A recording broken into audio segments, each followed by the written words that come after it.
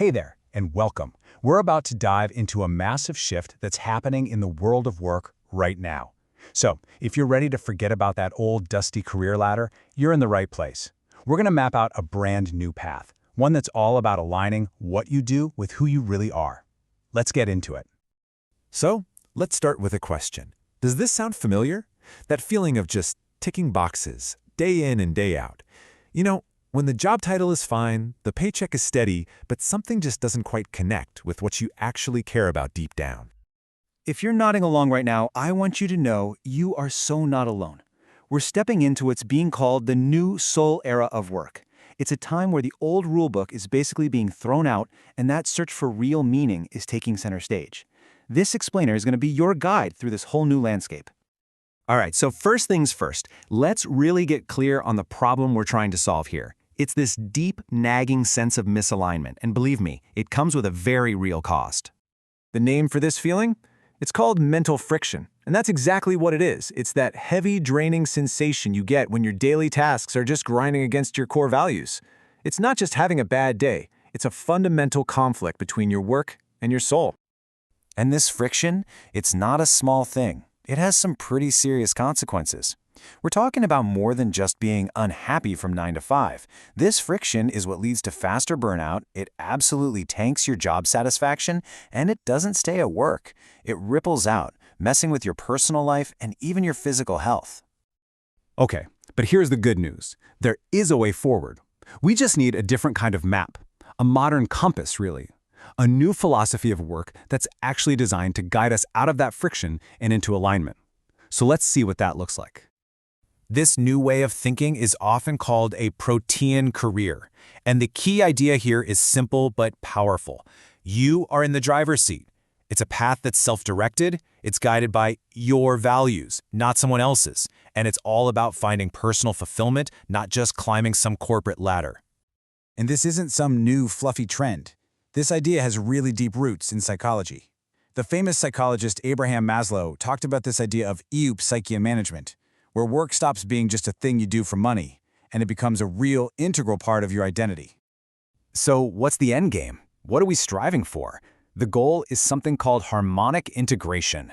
It's about finding that beautiful, seamless overlap where who you are and what you do aren't fighting each other. Instead, they're actually making each other better. Okay, that all sounds amazing, right? But how? How do we actually find that harmonic integration? Well, let's look at a really powerful and practical tool that can help you pinpoint your core drivers. This is the Ikigai framework. It's this brilliant Japanese concept that basically says your true fulfillment, your reason for being, is found right in the middle of these 4 key areas. The sweet spot, the magic. It happens where what you love, what you're good at, what the world needs, and what you can get paid for all come together. Now this is so important. A lot of us get trapped by focusing only on our skills. You might be fantastic at something, you might get praised for it, but if it doesn't bring you genuine joy, it is a direct path to burnout. That joy, that's the real indicator. That's a sign of true soul alignment. So once you start to get a handle on your core drivers using something like Ikigai, what's next? The next step is to completely redefine what success even looks like for you. And that means we need a whole new set of metrics. I want you to forget just looking at a salary. This new framework measures success along 3 different axes. First is wealth, but not just money. We're talking about career capital, the rare, valuable skills that give you real leverage. Second is autonomy, your control over your own time and your own work. And third is meaning, the unique, positive impact that you and only you can bring to the table. The goal isn't just to max out one of these, it's to grow along all 3. And listen, there's a real sense of urgency here. As AI gets better and better at automating all the routine, rule-based stuff, the work that becomes the most valuable is the work that is uniquely human. An algorithm can't invent a new solution out of pure creativity. That soul-led work, that's your most irreplaceable asset. So you get the problem. You've got the new compass. But how do you actually do it? How do you make the change? Well, it turns out the journey itself often follows a pretty classic and empowering story. We can actually think about this process as a hero's journey. It starts with separation. That's the trigger point, the moment you just know, I've had enough. Then comes initiation, which is a period of exploring, learning, trying things out. And finally, there's the return, where you take everything you've learned and integrate it into a new, truly aligned career. Now, I know what you might be thinking. Hero's journey? That sounds huge. It sounds dramatic. But here's the most crucial point of all. This does not mean you have to quit your job tomorrow and just burn your whole life down. The change can be gradual. It can be strategic. You can build what we might call a transition bridge. You start small. Look for tiny adjustments you can make in your current job. Actively build up that career capital, focusing on skills that will open doors for you later.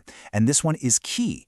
You have to learn to filter your opportunities. Learn to say no to things that might look good on paper but would just pull you further away from that alignment. So let's make this super practical right now. Just take a second and ask yourself this. Think about your last work week. Which tasks felt heavy, full of that mental friction? And which ones felt light, almost effortless? That feeling, that is your inner compass pointing you in the right direction. And remember, this whole journey isn't just a selfish thing. It's bigger than that. When you're doing work you actually love, that purpose becomes this incredible, sustainable source of motivation. And that doesn't just benefit you, it benefits everyone around you. And that really brings us to the biggest takeaway of all, finding a soul-aligned career.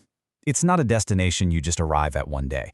It's an ongoing journey of navigation, of constant small adjustments, and your inner compass is the only guide you'll ever need. So I'll leave you with one last question to carry with you. Not some big 5-year plan, just one step. What is the very first, small adjustment you can make tomorrow to start moving towards your own harmonic integration? Thank you so much for joining me on this exploration.